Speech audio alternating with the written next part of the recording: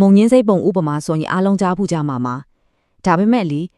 ဒီအရန်ရင်းနှီးနေတဲ့ပုံပြန်လေးကတကယ်တော့ထင်ထားတာထက်အများကြီးပိုနည်းနည်းတယ်ဆိုတာကိုဒီနေ့အတူတူလေ့လာကြည့်ကြရအောင်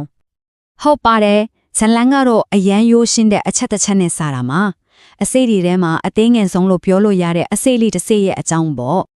အဲ့ဒီအစိတ်လေးကနေကြီးထွားလာပြီးတော့အပင်တွေထဲမှာအကြီးဆုံးဖြစ်လာတယ်နောက်ဆုံးမှာမိုးကောင်းကင်ကငှက်တွေတောင်လာပြီးခိုးနားနိုင်တဲ့အထိတပင်ကြီးတပင်ဖြစ်သွားတယ်ဆိုတာကဒီပုံဥမာရဲ့အဓိကမြင်ကွင်းမှာပဲဒါပေမဲ့ခဏလေးစဉ်းစားကြည့်အောင်ဒီလိုရိုးရိုးရှင်းရှင်းလဲရစိုက်ပျိုးရေးပုံပြင်လေးကတကယ်တမ်းမှာအာနာအောင်မြင်မှုပြုတ်ကဘာကြီးရဲ့ပြောင်းလဲမှုအကြောင်းကိုပြောနေတဲ့တော်လန်နဲ့အတွေးခေါ်တခုဖြစ်နေနိုင်မလားအဲ့ဒါကသာကျွန်တော်တို့ဒီနေ့အတူတူစူးစမ်းကြည့်မြဲအကြီးကမေးခေါ်မှာပဲကဲဒါဆိုပထမပိုင်းကိုစလိုက်ကြအောင်ဒီပုံဥပမာရဲ့တင်းငယ်တဲ့အစပေါ့ဒီနေရာမှာယေရှုရဲ့ပုံဥပမာကိုနားထောင်ခဲ့တဲ့ပရိသတ်တွေရဲ့ယဉ်ကျေးမှုနောက်ခံတဲ့သူတို့ရဲ့မျှော်လင့်ချက်တွေကဘာတွေထင်မလဲဆိုတာကိုအရင်ဆုံးနားလည်ဖို့လိုပါတယ်သူတို့မျှော်လင့်ထားတာပါလဲဆိုတော့တကယ်ကိုတန်ခိုးအာန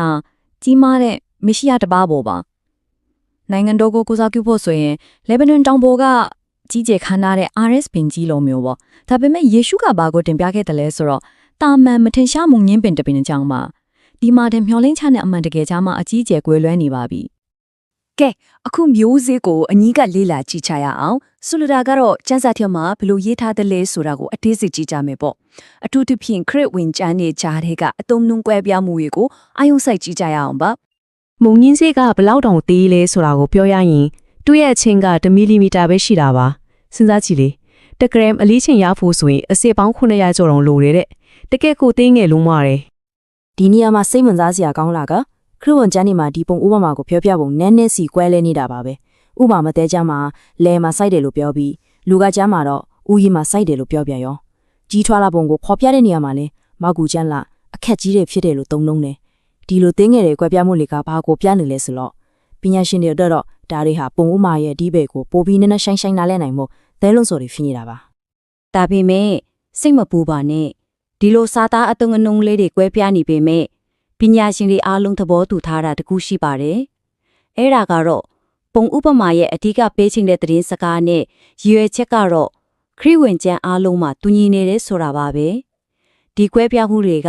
တိတ်ဘက်ကိုပိုပြီးအယောင်အသွေးစုံလင်စေတာမျိုးပါကဲအခုကျွန်တော်တို့ဒီလဲလာတင်ဆက်မှုရဲ့အချက်ချကြတဲ့အပိုင်းကိုရောက်လာပါပြီပုံဥပမာရဲ့အဓိကအချက်ကတကယ်တော့ပါလေကြီးထွားခြင်းလားခြားနာခြင်းလားတောင်းမုံနိုင်ငံတော်အကြောင်းလား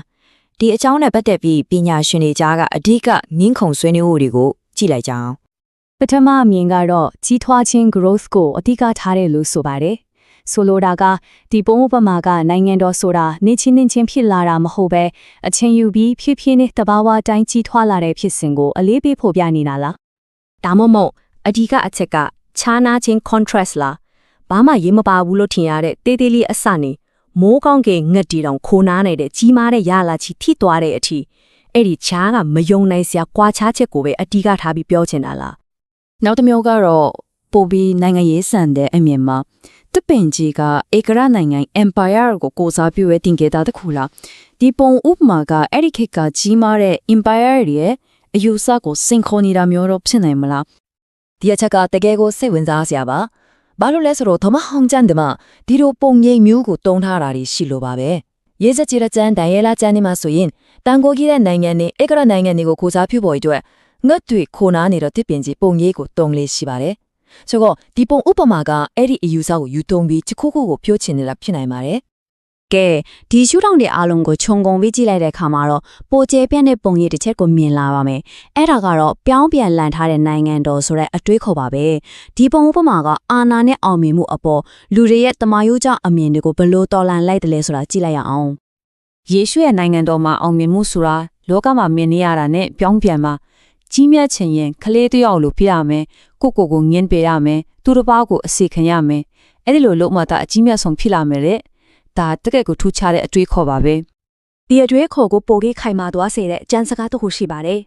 ်မဿဲခရစ်ဝင်ကျမ်းမှာတင်တို့တွင်အကဲအမှုဖြစ်လို့သောသူသည်တင်တို့၏အစီခံဖြစ်ရမည်အကြီးအကဲဖြစ်လို့သောသူသည်တင်တို့၏ကျွမ်းဖြစ်ရမည်လို့တိုက်ရိုက်ပြောထားတာပါဒါဟာပြောင်းပြန်လန်းထားတဲ့နိုင်ငံတော်၏အနှစ်သာရပါပဲ အဲ့ဒီခေတ်ကတပိတော်တွေအတွက်တော့ဒါဟာတော်တော်ကိုနားလည်ရခက်တဲ့အပြောင်းလဲကြီးတစ်ခုပါဘာလို့လဲဆိုတော့သူတို့မျှော်လင့်ထားတာကယောမအင်ပါယာကိုစစ်အင်အားနဲ့တွန်းလှန်မဲ့ဘယံတစ်ပါးလေအခုကြားနေရတာကအစီခံခြင်းအကြောင်းဆိုတော့သူတို့အတွက်တကယ့်ကိုကြီးမားတဲ့အတွေ့အခေါ်အပြောင်းလဲကြီးဖြစ်ခင်မှတည်ထားပါတယ် ကဲဒါဆိုရင်ကျွန်တော်တို့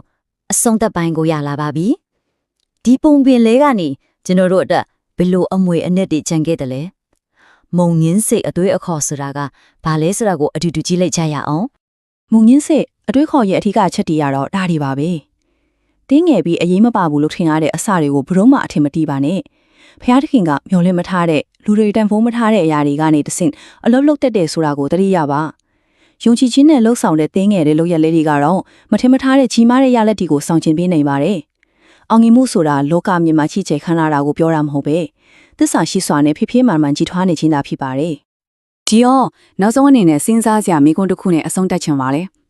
ဒီနေ့ကျွန်တော်တို့နေထိုင်နေတဲ့လောကကြီးထဲမှာတော့အားလုံးကတန်ဖိုးမထားမိပဲပြစ်ပယ်ထားတဲ့မုံညင်းစိတ်လေးတွေ